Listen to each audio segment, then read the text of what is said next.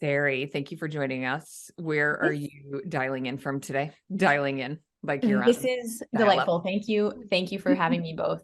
I am dialing in from my home office, which is smack dab in the Chicago suburbs between our Geneva and our Arlington Heights location. So I'm easy access, 20 minutes from each way.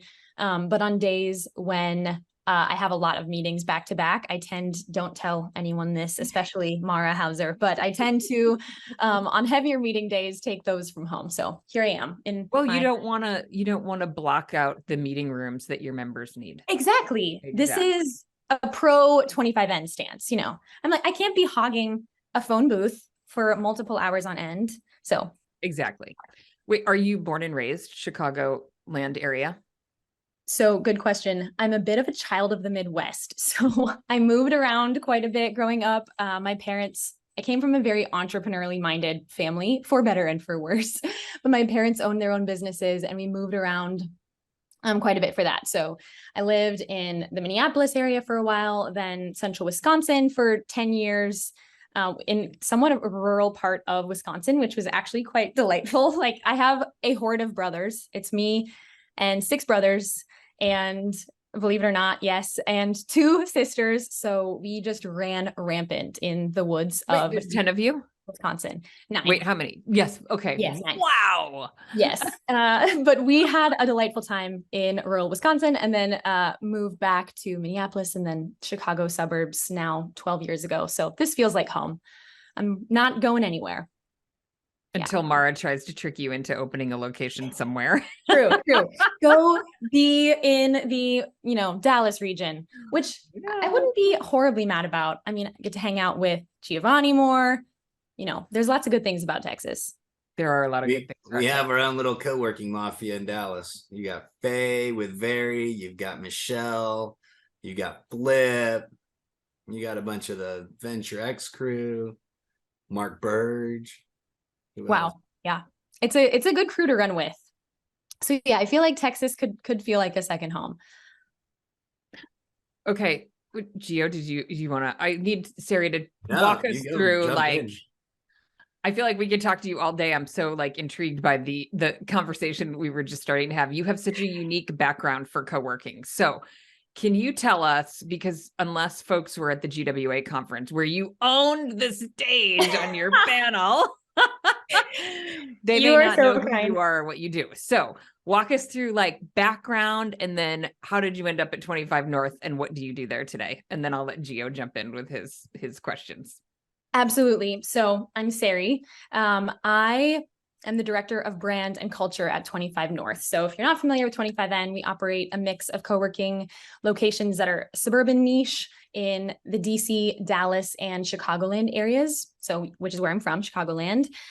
And I think one of the most important things to know about me is that before I landed on the 25N team, I have a real passion for mental health, mental fitness, and people's holistic growth. So I'm a licensed psychotherapist, which is, I feel like a unicorn. I tell people that they panic a little. I'm a counselor who also believes in capitalism, which isn't super common in our field, but I am a licensed psychotherapist. I did that for a while, but I also grew up in, like I said, very entrepreneurially minded family. My dad is in finance and now my mom owns her own business. And I saw, even as I was growing up in that business, I saw my mom and my parents really thrive when they had like-minded a community of business-minded, really like-minded people to help support them, to help their business grow. I saw, the cost that it costs your business and your the health of your organization when you don't have that community. So I feel like I was kind of primed to really love co-working as a model. So back 4 years ago, I just celebrated my 4-year 25 anniversary a couple days ago. So 4 years ago, I wrote Megan a cover letter, it was like a cold email. I was like, hey, these are all the reasons why I actually really love what you're doing. I know I have a little bit of a unusual background, but I'd really like to find a way to integrate some of these things in the workforce. I'm really passionate about entrepreneurship. I also really care about mental health. I want to find ways to integrate these things and create more space for other people to feel free to do the same, to kind of normalize the conversation around mental wellness at work, and how, and all of that. So I wrote her this cold email, and she emailed me back at like 2 a.m. which was not a great first impression of work-life balance. Mental fitness. I don't sleep, I only work. No, it was not great. But she we set up a conversation, and she hired me, and the rest is history. Like, I really felt it was that easy. I know you don't have a job opening. Here's what I would like to do. And she was like, they got me when I was willing to wear a lot of different hats. They were like, would you like to be part community manager, part marketing person? Yeah. You know, we all know how these things go in the flex industry. And I was like, I'm willing to do that. Like, chaos is my friend. I love wearing multiple hats. This is familiar territory to me. So put me in coach. So that was 4 years ago. And I've really fallen in love with the industry and what it offers. To be completely honest, when I first started with 25N, I was like, this is going to be something that gets me through grad school. I really like this company. I believe in what they're doing. I love Mara and Megan's leadership, but who knows where this is going to go? And now, like 4 years later, I'm like, I bleed orange. Like, I'm so ride or die. I feel so passionate about our team and our growth. So the first thing I'll say is, Jamie, we might find ourselves in the hot seat. Typically, we're the ones psychoanalyzing people in these, and I think we've got a professional. So that's one. And two, I'll tell you, I still remember right after they hired you, and Jamie, you're obviously super close to Mara and stuff, but from the very beginning, they fell in love with you. And I remember them talking about you before I even know who you were. Oh, and they're like, if we could just find an entire team of her, that would be amazing. But we do need diversity, and so it was so cool to finally get to see you, like Jamie said, on stage, basically dominating the gentlemen. We won't name their names here, and make anyone look bad, but. That's so kind of you to say. I feel so overwhelmed and validated by that. I did have a moment after I got off. I was like a little, like, the adrenaline was high and I was a little shaky, and I was like, did I just burn some very important industry bridges? I was like, I am too young in this industry to like be throwing shade. Like, I did not. I had like a mini internal panic, but it was a fun time. And they were really gracious co-hosts, and it was a fun time. Well, it's about having difficult conversations, right? And that's why Jamie and I are doing this podcast, is because we get to have conversations that truly are somewhat uncensored to some people, and ask some hard questions that sometimes people go, you know what? No one's ever asked me that, whether it be personal or professional. And I think that's the really cool part. Or conversations like the one we just had with Jamie Hidari, and he's like, I think you're going too far under the hood, and then he kept going in under the hood. I know. I was like, it worked. It's just awesome when you really step back. He didn't stop. Yeah. It's just awesome when you step back and go, you know what? They're not trying to get me. We're just all trying to have very open dialogue, because we truly are all rowing the same direction. We truly are all trying to raise each other up in the industry. It's not about trying to get anyone. I mean, I'll tell you, and Jamie does this too, and even your team with Kelly and others, as we go around talking to people, we're trying to tell you, hey, this is what we see working. This is what's not working. We're not trying to say, hey, yours isn't going to work. It's just going, this is what we're seeing. Yeah. And so I think that part is huge as you go out and really, that's what GWA is about, right? That's what the Juicy's about. That's what all these events are about, is how do we learn from each other? And I think that's what I love about your team, is y'all are all learning and collaborating off of each other. Look at that big old smile you got when I said that. So what's your favorite thing about that made you smile so big? I think, so I had a snapshot moment to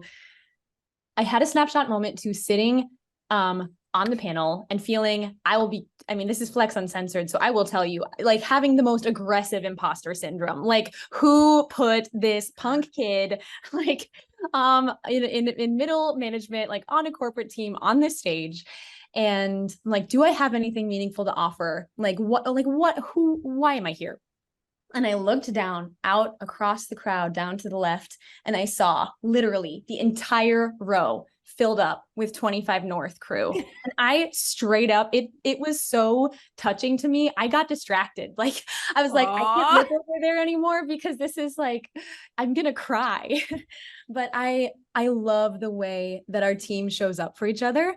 And the way that there is truly a commitment to each other's well-being as whole persons. Because it's not just like we would show up to a work event. Like we show up to each other's stuff, period. Like I texted Megan this weekend. I was like, my husband and I just signed a contract to buy a house. And she was like, I'm so excited. I'm gonna be there for you. Like there's a level of investment and care for you as a whole person. I think that really permeates our team culture and is really like a landmark value that we don't just look at you and say, what can I get out of this person? How can they benefit my organization? But how can I give back to this person? How can I show them that I care? How can I invest in them and make them the best version of themselves that they can be while they're here? And if they ever want to leave, like release them into the workforce with joy and like with our blessing. And I smiled because I really sense that that's something that just defines us at a really deep and earnest level. So it's a special thing. And I'll tell you, I'll answer that question for you. So it was Megan that put you on that stage. So Megan, what was it, Jamie? After what did she reach out to you and was like, oh my gosh, we need a brand and culture panel. And then you called me about it. So I'll tell you, you were the first, that panel was actually the first actual, not necessarily the entire panel was set, but we had that theme set 6 months before where had we been at Jamie, where had we been that Megan reached out to you? I can't remember. I know. Maybe it was after Juicy. Yeah, that might have been it. Actually, you're right. It was after Juicy in Seattle. And so I reached out to Megan and I was like, all right, so who's on the panel? And she's like, Sari's our girl. And I was like, so you don't want to be on? She's like, nope. I mean, if we can't both be on and it's only one person, then it's going to be her. And essentially, and even for this, right? I mean, originally, I told Megan that originally Jamie and I were going to do both of y'all. And it's really hard to do two people. Sure. Because then who answers and who jumps in? I mean, especially when they're part of the same group. And so she's like, nope, totally. She's the person. If there's room for me to do it later on in the year, I'll jump in or whatever the case is. But it was Megan. Well, I think it takes a lot of, I mean, this is not something that she put me up to say, but I think it takes a lot of courage as an organizational leader who feels really connected to the initial vision. So every CEO, COO has an origin story and they're like, I couldn't sleep for months because like this was the dream and this had to be the vision. And this is like what this company needs to be built on. And then you bleed and you like there's blood, sweat, and tears that goes into starting up a company and a vision for workspace.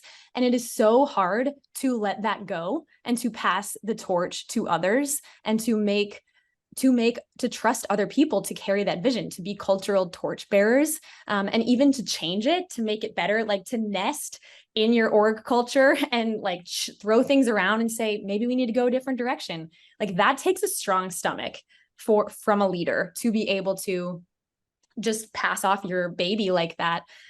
But I think that's something that's really important for culture to scale, and for an organization to grow, because that vision that you had 8 years ago might not be the vision that's going to, get you through 2023 or whatever. So I'm really grateful to be under leadership that does, do what they say in that way. I think it's really unique, and hard to do. And so, Jamie, I'm going to put you on the spot real quick. So you and Mara have been friends for a long time. What was it that caused that friendship to blossom the way it has? Because clearly it's what pours into the because we're like the same person. I don't know.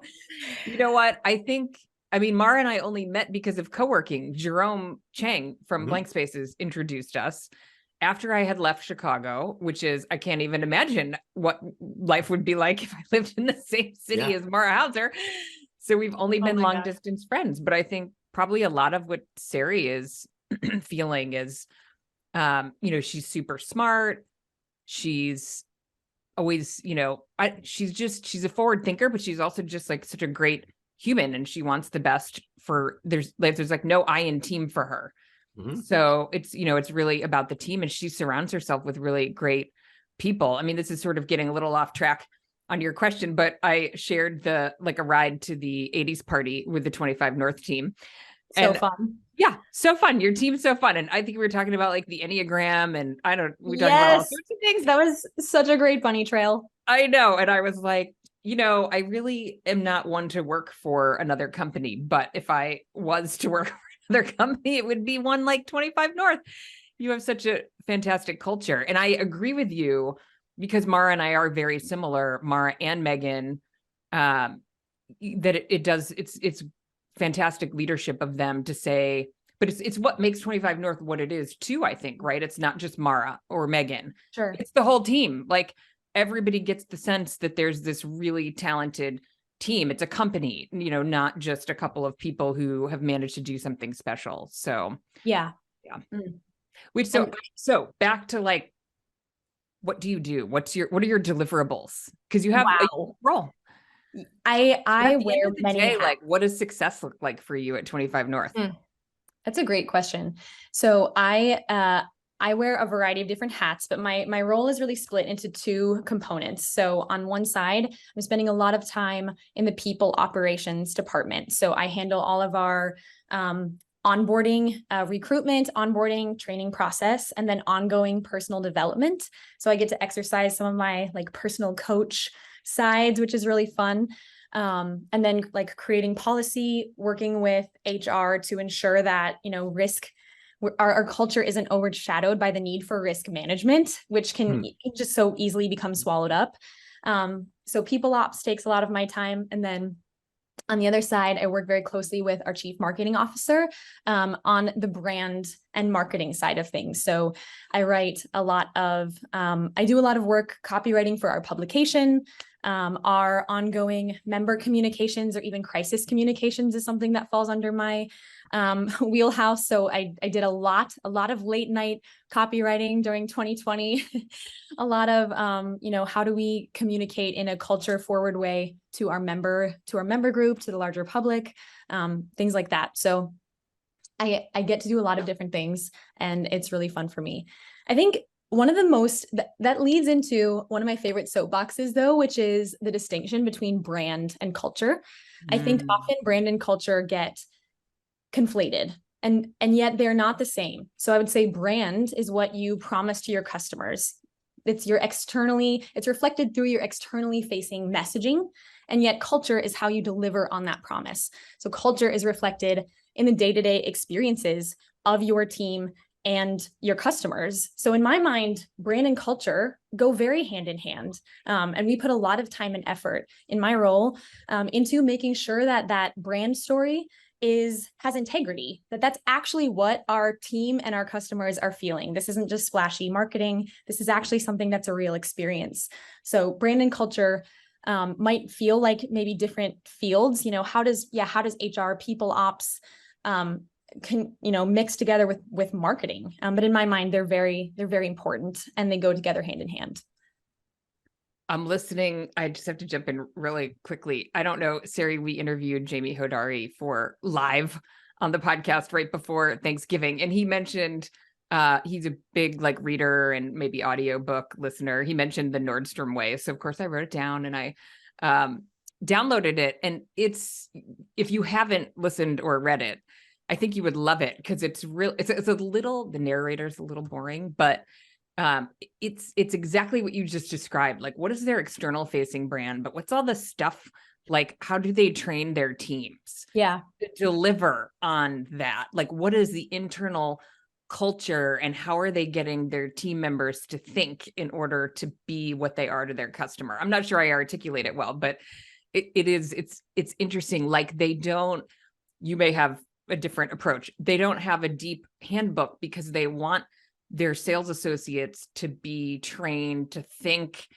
like not by a script, but like as problem solvers and like servants to the customer. So they don't want them to be like bogged down by this, like, well, what does the training, what's the SOP for this? They want them to just be like super, steeped in what's the right thing to do right now, which I think is really interesting. Absolutely. I love that. And that's something that has really defined our philosophy as well. Like in order to scale, we need to find a way in the training and onboarding process to help massage our values into the way that our team thinks at every stage, so that if they have someone come in, asking for a really crazy contract that we've never heard about before, or just having a really strange ask, we cannot be there in their ear telling them what to do. And we also don't want to cramp their ability to make on the spot decisions, like create bespoke solutions by telling them the only way you can do it is via this process and procedure manual. So instead of a onboarding handbook or an employee handbook, we have a culture book. And it really emphasizes, what are our 5 values and how do we expect you to live these 5 values out in the day-to-day? Which ones do you find yourself most naturally aligning with? Which one is going to be the most difficult for you? Which one do you need, some soft accountability on? And I think that helps culture to scale so much better. And it also fits, I think, the nature of the flex industry better. When we have so many people needing really custom solutions, it makes so much more sense in my mind to have to work from a value-based, to train people from a value-based standpoint. Then here's your checklist, fill this out exactly this way, or bad job. So what are the 5 values? So it's people first, resilient. So people first, resilient, growth minded, balanced, and I'm blanking on our 5th one, and I wrote these, Giovanni. On the spot. That's okay. Yes. Yeah, that's the 4. Those are the 4 that stand out. You'll think of it in a minute. I will. That's the way it works. Yeah. People first, growth minded, resilient, balanced. And those are the ones. Those are the ones that come to mind. But when we first rolled these out, it's actually interesting. This is the one piece of advice that I would give to a young organization that really wants to find ways to drive a culture first organization, would be to define your values. There's a couple of reasons for this, but one is that often, and I think you were getting to this earlier, Jamie, but you can't replicate yourself. And if you look for, when you're hiring, if you look for culture fit, not culture add, you're actually much more likely for incidental bias or subtle discrimination to fall into that process, because you're looking for someone who looks or sounds exactly like who you already have on your team. And so to hire in a values-based way helps to eliminate a lot of those biases. So we've really embedded those in the first 90 days of our employees' lifespan. Like, we give them values-based swag. We talk about them on team calls. I think people probably get tired of hearing about them, but it's a really important part of our culture. Oh, I got it. Purposeful. Thank you. Purposeful. Thank you. Yes. Purposeful. We choose effectiveness over appearing busy. I think it's easy because no one's days in this industry look the same. No matter who you are or what tier of the company you're in, I swear, there's no one who's like, yes, I have very predictable, replicable work days here in the flex industry. That's not a thing. And so the value of purposeful came out of the desire to help people think more strategically about rocks. It actually came out of the EOS method. Mara bought the traction book for all of us. She was like, we have to have rocks. I'm like, purposeful speaks to, how do you choose to be effective? Focus on the long game, really hit that target over time rather than running around every day, putting out fires, because it can so easily become that. So that was one of our guideposts there. Thank you, Gio. You saved me. Oh, it's a team effort. So, question for you. So, we've been talking a lot about the Enneagram. We basically touched on, I think, before we hit record. I mean, that's a big thing that Jamie and I just, in our relationship, that's kind of helped us find those dynamics. And really, it's because I've learned about the Enneagram, and then I used it with Jamie as we were having some issues come up with others outside of the organization. And it was like, have you thought about that maybe their personality is just different than yours, and this is how it works out? And I knew enough to challenge that, and then really challenge her to go take hers. And she's like, oh my gosh, I totally get it now. Do you use those things, because the way your teammates handle different situations are all different, right? So do you use that? And I don't mean just the Enneagram, just in general, sure, personalities and understanding you versus how other people deal with stuff. Is that something with your psychology background? That's got to be huge for you. Yeah, that's tremendously important, right? I mean, the thing you're getting at is, how do I, like, what happens when who I naturally am brushes up against this other person's natural tendencies, where you're like, I would have never made that decision. Or like, wow, you responded in that way. I never would have responded that way to that question. And you're like, it's so easy to get frustrated in those moments, kind of want to shake someone by the shoulders, be like, I don't understand you. And so, yeah, those systems have obviously, research has demonstrated that understanding your colleagues better has tremendous impacts on your ability to grow and communicate and all of that. So I am a huge personal fan of the Enneagram as well. I'm a huge Enneagram aficionado. I love to talk about it. I think so Megan. What number are you? I'm an Enneagram 3. 3, yes. And I'm married to an 8. So I'm a firm believer in the 3-8 combo. But we're a little terrifying sometimes. There's sometimes a little too much alpha energy. So the pandemic, when we were all in a little, box together, was an interesting time. So for those that don't know, why don't you give us a quick just synopsis of what the 3 is, what the 8 is? And I would love to.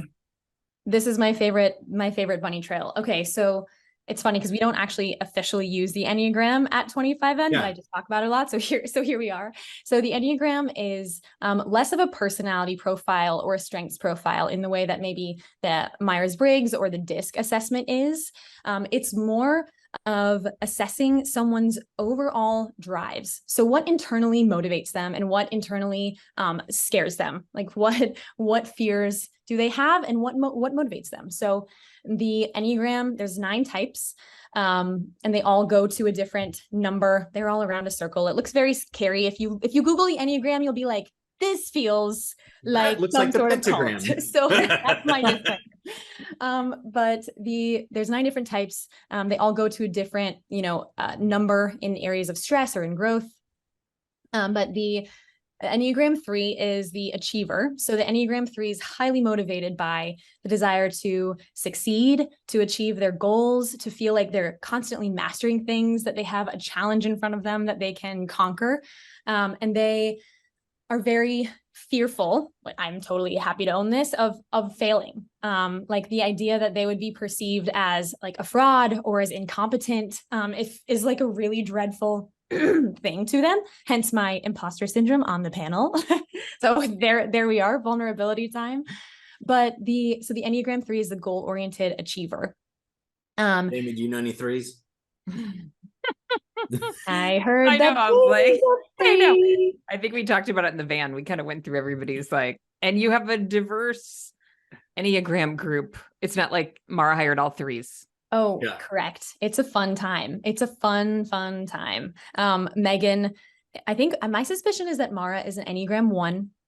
Enneagram 1 is motivated by the desire to, they have a very clear, strong sense of right and wrong. So they're very much like, there's a right way to do things and there's a wrong way to do things. And they walk into a space and they see, what can be better, what can be reformed here, what can be improved upon.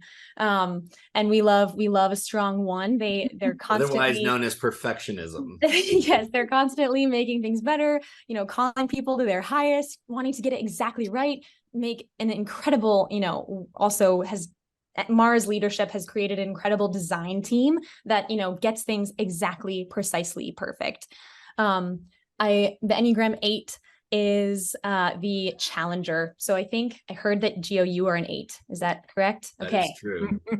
I like it. So yeah, the Enneagram 8. I mean, you could probably speak to the 8 better, Gio. Well, how would you define or describe the 8? Yeah, so the challenger is someone that sees a need and basically moves towards getting to that, whether it be by encouraging or manipulating people, right? Whether you're a healthy 8 or an unhealthy 8, right? And so I think that's what I challenge other 8s, right? Is where are you? Are you healthy or unhealthy? And to start really noticing how you interact with other people, right? Are you moving against them? Are you moving towards them or with them? And so it's a lot of salespeople, good salespeople are 8s, right? Because Sure. that's what allows for you to have that encouraging side. But I mean, an 8 basically is a natural leader that sometimes takes over and sometimes needs to step back and go, this is not my time to take over. It's my time to empower other people to step into those roles. And so it's real easy. I mean, since I was a kid, it was a group assignment would be given. And I was like, can I do this on my own or can I just put everyone's name on it? Because I'm the only one that's going to do it right. And it's going to get done the way I want to do it. And so it becomes very difficult, especially with interacting with people that aren't that way, right? I mean, Jamie and I've had to find a really cool balance, I think, because from the beginning, she's like, we need to send pre notes. And I'm like, we are not sending pre questions. That's the uncensored part. You can do that in everything co-working. And that's the beauty of it. And so it's just been fun to challenge each other. And even for me, I just do stuff and then figure it out as I go, right? Sure. And so I tell people back to, I mean, a big part of the 3 is, you know, the 3 versus the 8 is, I often tell people the 3 has an anxiety disorder and they want to figure it all out before they take any steps or action, right? Sure. The 8 is, I'm going to act and then figure it out, because as an anxiety driven person, if I don't act, then I don't do anything. And so it's just so interesting how you find those dynamics and you play off of each other. Yeah. Oh, that is so fascinating. Yeah. The 8 is like scanning a room and assessing, you know, who is there a leadership gap here? Do I need to trust? Do I need to lean in and fix to step up? Yeah. Taking charge. Like if I don't take charge, we're going to fall to the ground, or, you know, or is there someone here who I can trust? Usually, yeah, a healthy 8 is going to be like, okay, there's someone, you know, there's someone here who's got it going on. And even if it's not perfect, like it'll be good.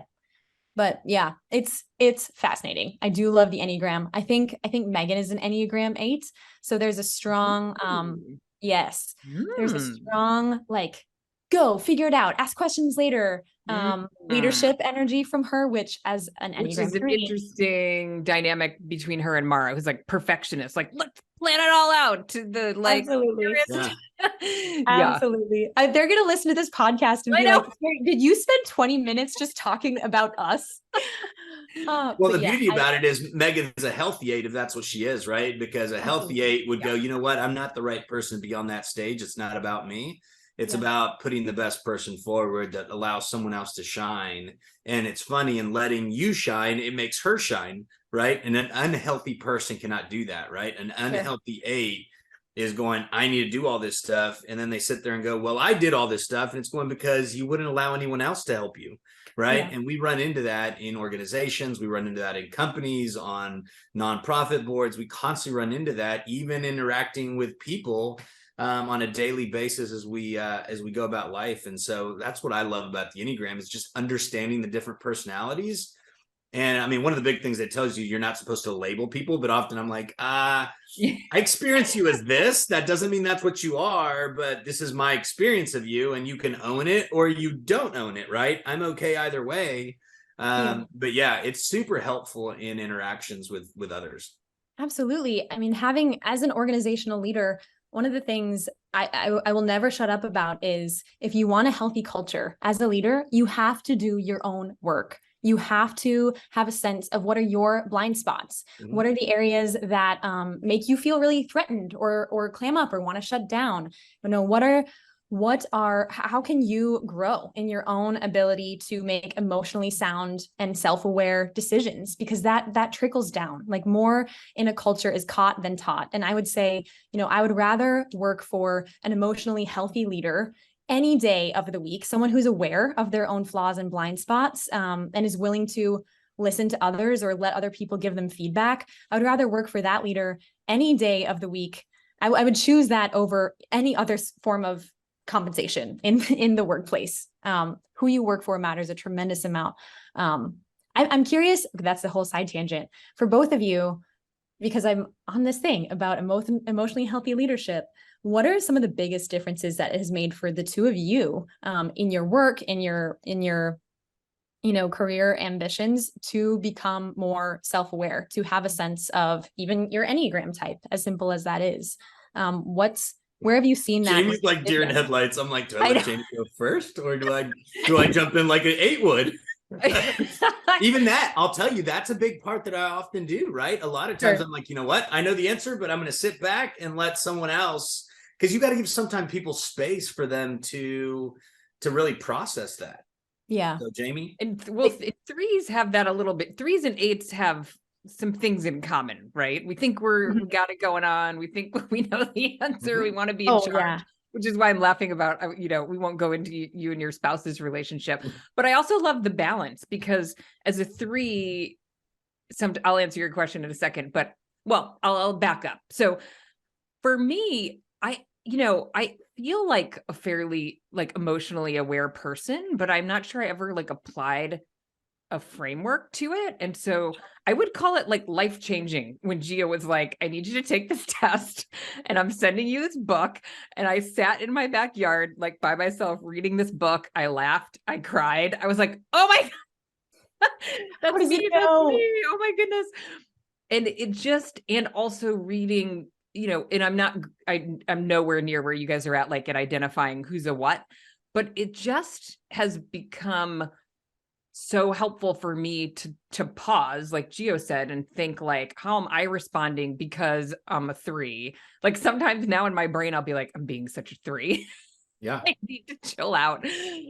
Or why is somebody else, coming at it this way? Or for me, even when I'm, maybe, I don't know if it's an unhealthy 3 or just a stronger 3, really appreciating the balance of a non-3. I think maybe there have been times in my life where I felt like I just want more of me because we get shit done. Oh, totally. You know what I mean? And I just really love getting shit done. So I just want all the 3s. But, there's so much value in that type of diversity. And I think just being more aware of it and having sort of a framework for it helped me really appreciate it and just take this almost relief in that, oh my God, we are so different. Everybody's a snowflake. It's fascinating. So I think just this total appreciation, I feel like Gio is such a yin to my yang in terms of that balance of he wants to get shit done, but also have fun and ask crazy questions. And he's just he's I like to get shit done, but he'll kind of just go for it, which I really enjoy. And I see that in other things that I do. I'm on the board of our local soccer league, and we have some incredible people on the board. And same thing, I look for the people who are a good balance for me and sort of seek them out when I need to. So, Gio. Yeah.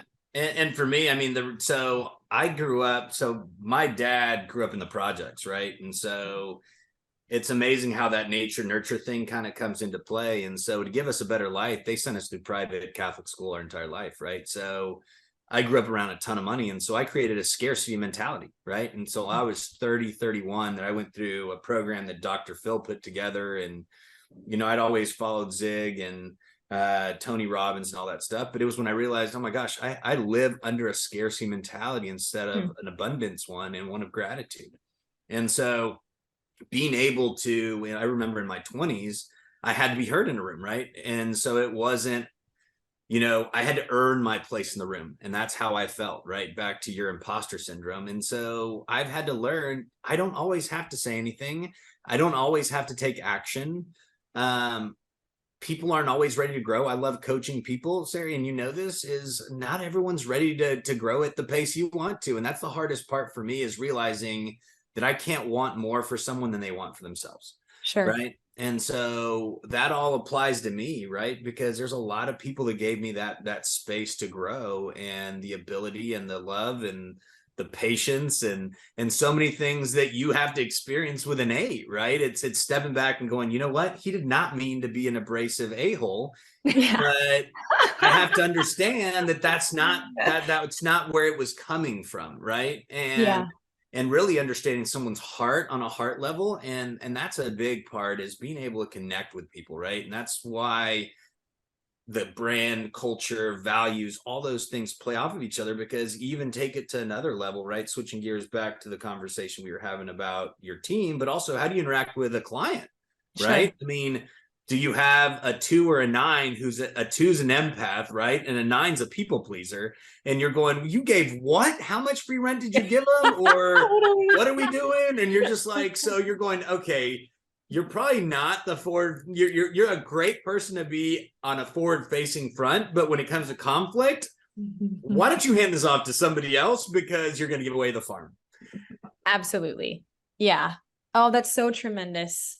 No, absolutely. The building a team that has a lot of internal diversity is huge. And, one of the tools that we've used, because like I said, we don't formally use the Enneagram, but one of the ways that we've operationalized something similar to this is that we do what's called team declarations.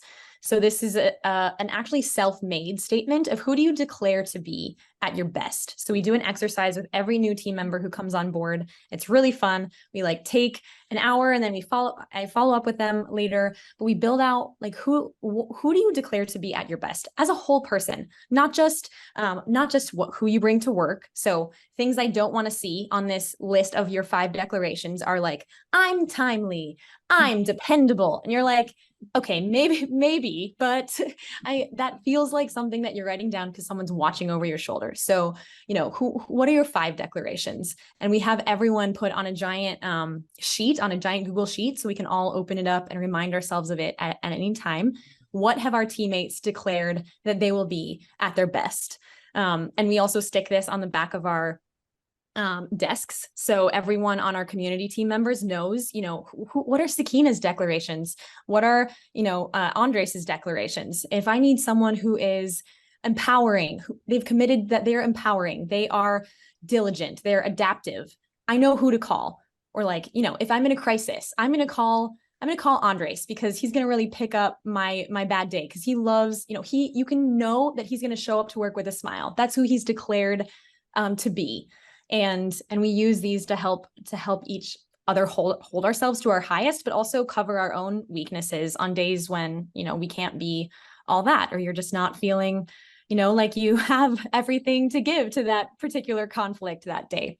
So it's a fun one. Yeah, self-awareness is so key and vital to everything that we do on a daily basis, right? Because you're honoring yourself, but you're also honoring everyone that you interact with in that journey. And so to me, I've just found so much value in those things. And even as an 8, and I'm sure again you deal with this with your husband, it's there's times where we beat ourselves up so much harder than anyone else. I'm like, if you think I'm hard on you, imagine what and how I talk to myself.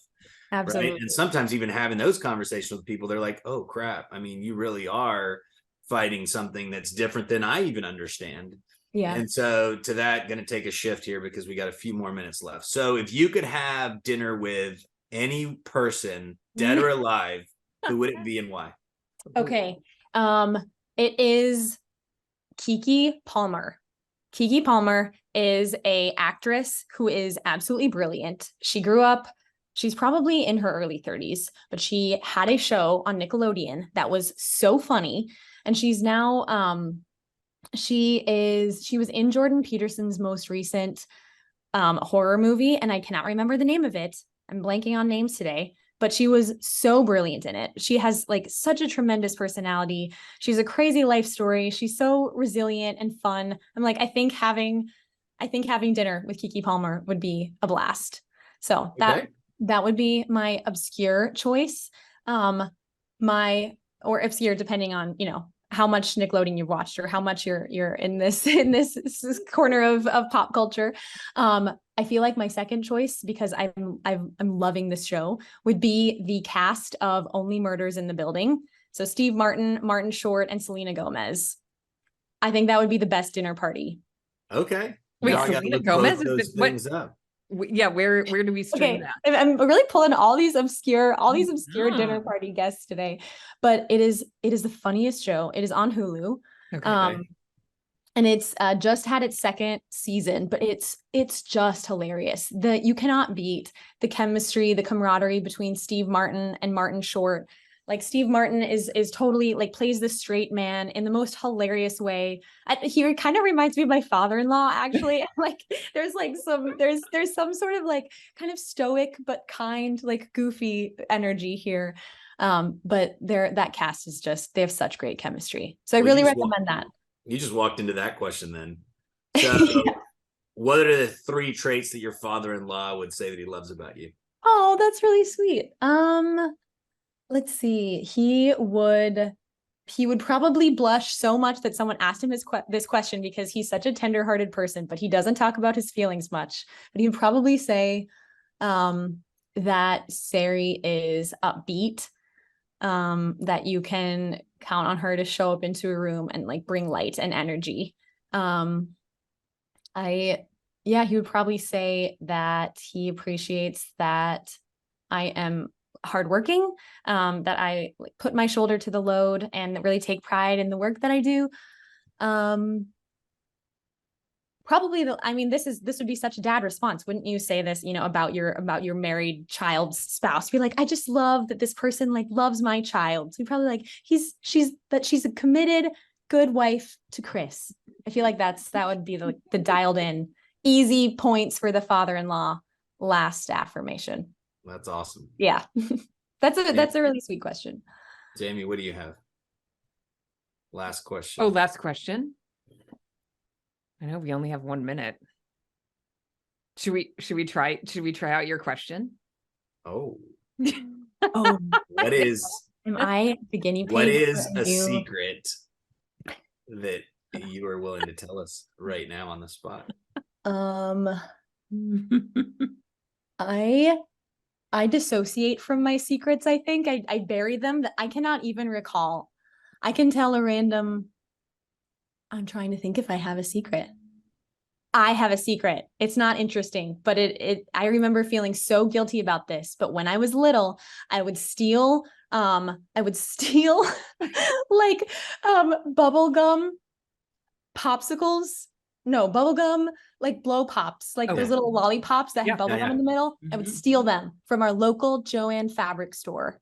From the Joann Fabrics. Interesting.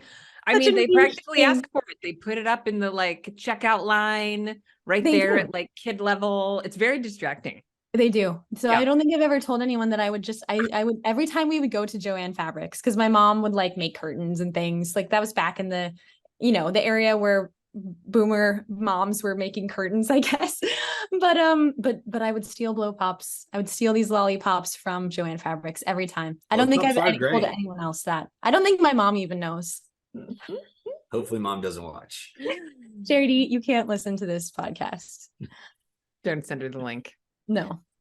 Sari, thank you for taking the time to do this and share your perspective. I think we could probably do this 17 times and have fresh topics to cover, because your perspective and your role are so unique and we love that. So this has been a real treat. Thank you. This was a joy. Thank you so much for having me. Absolutely.